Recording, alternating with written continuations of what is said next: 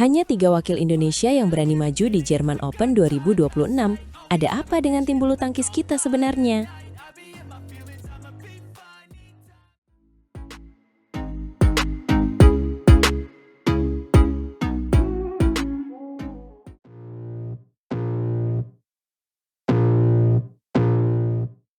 Halo Sobat Pecinta Bulu Tangkis dimanapun kalian berada, kembali lagi di saluran kesayangan kita yang selalu memberikan informasi paling hangat dari dunia tepok bulu yang penuh kejutan.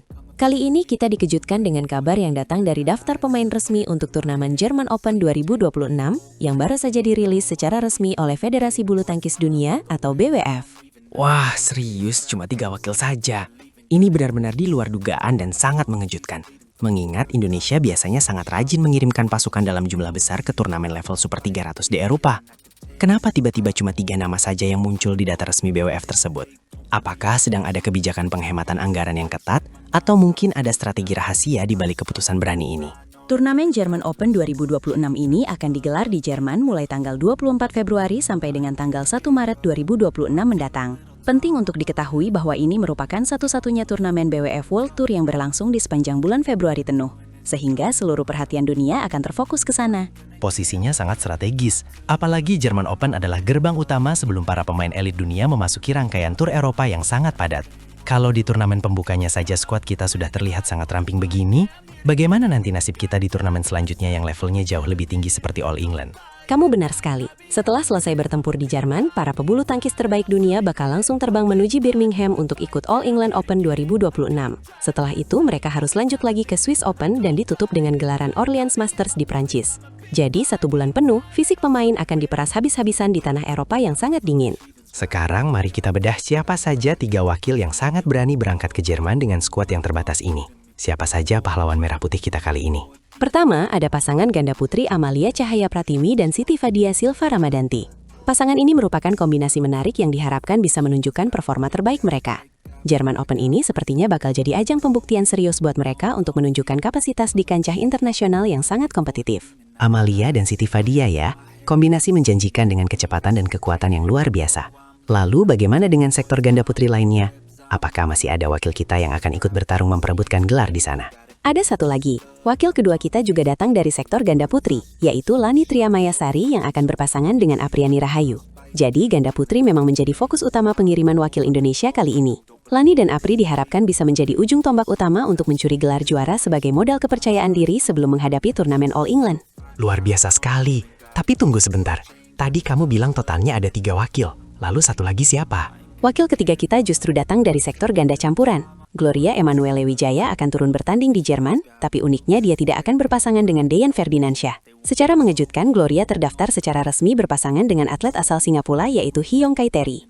Ini adalah sebuah pasangan lintas negara yang sangat jarang kita temui. Apa? Gloria berpasangan dengan Terry dari Singapura? Ini benar-benar kabar yang sangat mengejutkan dan unik. Bagaimana nasib Deyan Ferdinandsyah dan kenapa hal ini bisa terjadi? Apakah ini bagian dari strategi baru atau memang ada kondisi darurat? Sampai saat ini memang belum ada pernyataan resmi mengenai alasan spesifik kenapa Gloria dipasangkan dengan pemain Singapura tersebut. Namun yang pasti kemunculan nama mereka sudah menambah tanda tanya besar bagi para penggemar bulu tangkis di tanah air mengenai arah kebijakan pengiriman pemain kita untuk tur Eropa kali ini. Situasi ini sangat ganjil ya. Apalagi jika kita melihat sektor tunggal putra dan ganda putra kita malah kosong tanpa satupun wakil. Apakah mereka semua sengaja disimpan untuk All England agar bisa tampil dengan performa 100% tanpa risiko mengalami cedera atau kelelahan? Fokus 100% untuk meraih kejayaan di All England mungkin menjadi alasan utama di balik keputusan PBSI ini. Namun banyak juga yang berpendapat kalau bermain di Jerman sebenarnya bisa menjadi ajang pemanasan yang sempurna untuk proses adaptasi cuaca. Kita hanya bisa berharap skuad yang ramping ini bisa memberikan hasil maksimal. Benar, kualitas harus selalu di atas kuantitas. Walaupun jumlah wakil kita kali ini sangat sedikit, tapi kalau mereka bisa tampil luar biasa dan membawa pulang gelar juara, itu akan menjadi jawaban terbaik. Semoga saja wakil Indonesia bisa memberikan kejutan manis di Jerman nanti. Setuju banget. Dukung terus perjuangan atlet kita dengan doa agar mereka bisa mengharumkan nama bangsa. Terima kasih sudah menonton, tetap semangat dan salam olahraga.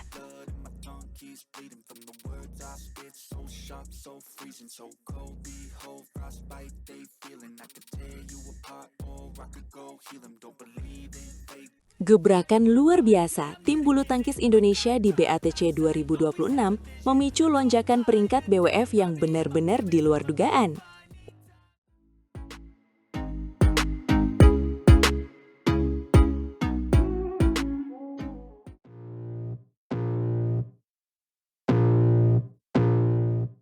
Wah, bener banget nih. Apalagi setelah perjuangan keras di Qingdao Conson Gymnasium, Cina kemarin.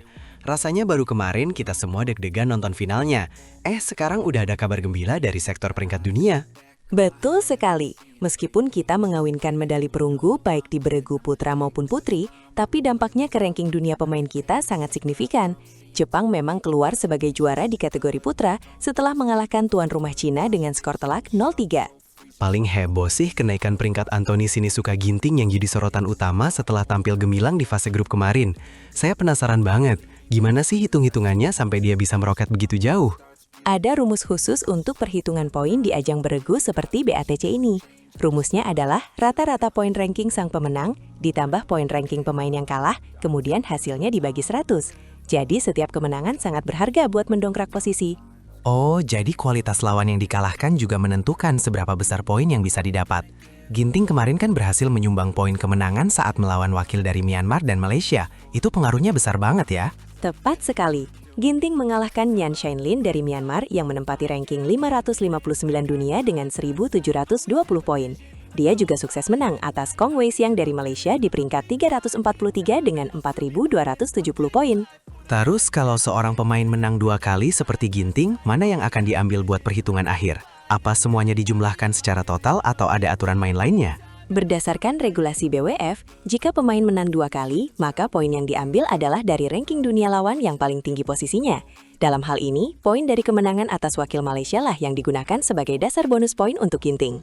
Berarti total poin tambahan yang didapatkan Ginting sekarang jadi berapa nih? Pasti peningkatannya terasa sangat signifikan buat mengejar ketertinggalan di jajaran pemain elit dunia lainnya. Hitung-hitungannya, poin rata-rata Ginting saat ini adalah 2.941. Ditambah hasil pembagian poin lawan tadi, dia dapat tambahan sebesar 2.984 poin. Total poinnya sekarang melesat menjadi 29.454 poin. Luar biasa sekali. Dari ranking 62 dunia, dia diprediksi bakal langsung naik ke peringkat 52 hari Selasa nanti. Naik 10 peringkat sekaligus dalam satu pekan itu adalah pencapaian fantastis bagi pemain sekali berginting. Sektor ganda putra kita juga punya berita membanggakan lewat pasangan Leo Rolikarnando dan Bagas Maulana. Leo dan Bagas diprediksi bakal naik ke posisi 13 pekan ini dari posisi semula di peringkat 16. Cuma butuh sedikit dorongan lagi di turnamen berikutnya buat mereka benar-benar masuk kembali ke jajaran elit dunia dan menyamai rekor terbaik mereka di posisi 9. Dan jangan lupakan penampilan para pemain muda kita lainnya. Di sektor tunggal putra, kita punya Mozaki Ubaidillah yang naik ke peringkat 37, serta Pradiska Bagas Sujiwo di posisi 43 dunia. Richie Duta Richardo juga melonjak drastis ke posisi 106 dunia. Di sektor tunggal putri, Thalita Wiryawan, Mutiara Ayu Puspitasari, sampai Nika Dek Dinda juga mengalami kenaikan peringkat yang positif. Raymond Indra dan Nikolaus Joaquin tetap stabil di posisi 17 dunia. Tapi ada lonjakan dari pasangan Muhammad Rian Ardianko dan Rahmat Hidayat. Mereka melesat jauh dari ranking 64 langsung menuju peringkat 51 dunia. Ganda putri Febriana Dwi Puji Kusuma dan Melisa Trias Puspitasari juga menembus peringkat 21 dunia. Dan Rachel Alessia Ross bersama Feby Setianingrum sukses naik 8 peringkat menuju posisi 28 dunia. Performa kolektif tim Indonesia di BATC 2026 ini membawa dampak positif bagi regenerasi peringkat. Semoga di turnamen berikutnya, para wakil kebanggaan tanah air bisa tampil lebih garang dan terus konsisten mengumpulkan poin demi mengembalikan kejayaan bulu tangkis Indonesia. Kenaikan peringkat ini adalah modal penting untuk mendapatkan hasil undian yang menguntutkan. Benar, karena semakin tinggi peringkat, semakin besar peluang terhindar dari unggulan di babak awal. Kita tunggu saja gebrakan berikutnya dari Ginting, Leo, Bagas, dan seluruh punggawa Indonesia lainnya di lapangan hijau kebanggaan kita. Semangat terus untuk tim bulu tangkis Indonesia. Sampai jumpa di update ranking dunia berikutnya yang pastinya bakal semakin seru. Mari kita kawal terus perjuangan atlet-atlet terbaik kita di kancah persaingan dunia.